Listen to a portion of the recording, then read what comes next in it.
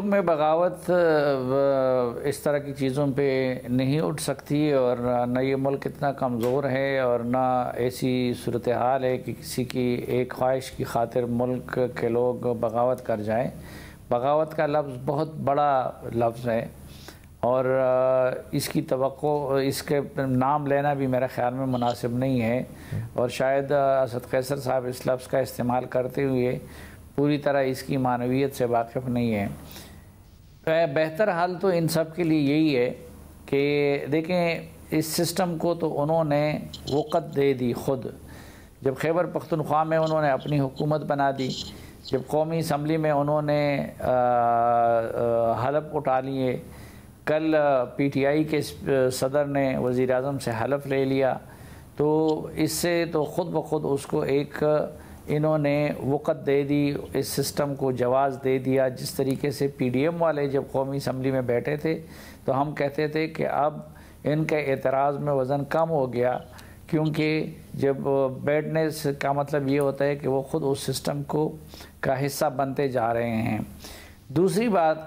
जिसकी तरफ थोड़ा सा भट्टी साहब ने इशारा किया कि देखिए, इस वक्त खैबर पख्तूनख्वा में उनकी हुकूमत है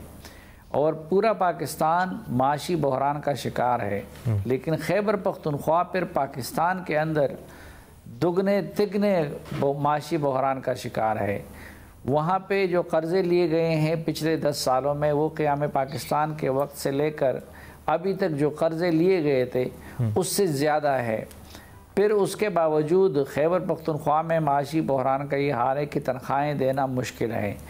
वफाक के साथ 2 इश्यूज़ खैबर पख्तूनख्वा के माशी हवालों से चल रहे हैं। एक तो बिजली के नेट प्रॉफिट का, उसमें खैबर पख्तूनख्वा का हिस्सा है, और फिर दूसरा ये जो फाटा मर्जर के बाद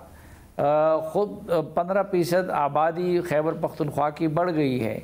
लेकिन मरकज़ से उसके शेयर को उस तनासब के साथ नहीं बढ़ाया गया है। और फिर ऊपर से एक और चीज़ थी कि मर्जर के वक्त जो तमाम सियासी पार्टियों ने ये वादा किया था कि 3% of the divisible pool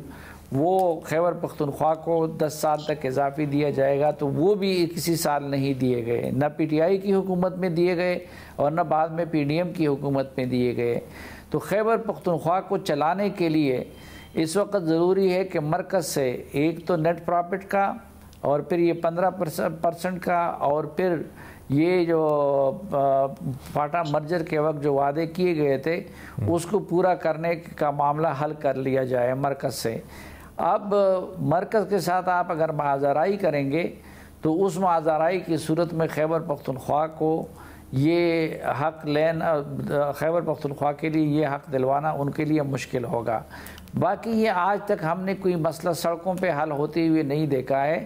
parliament का उनके पास है, पार्लियामेंट में उन्होंने हलफ उठा दिया है, उधर करें अपना मुकदमा, मुतालिका फ़ोरम पे बैठ के अपने सूबे का मुकदमा लड़े, मुश्तरका मफादात कौंसिल जैसे फ़ोरम जो है। और इसके अलावा इस वक्त तो अल्लाह का शुक्र है कि जुडिशरी हमारी काफ़ी लीनियंट है टुवर्ड्स PTI। तो अगर सीटों का मामला है या कोई और मामला है तो सड़कों पे जाने, लोगों की जान और माल को ख़तरे में डालने और लोगों के कारोबार को मुतासर करने से बेहतर ऑप्शन यही है कि अदालतों से रुजू किया जाए।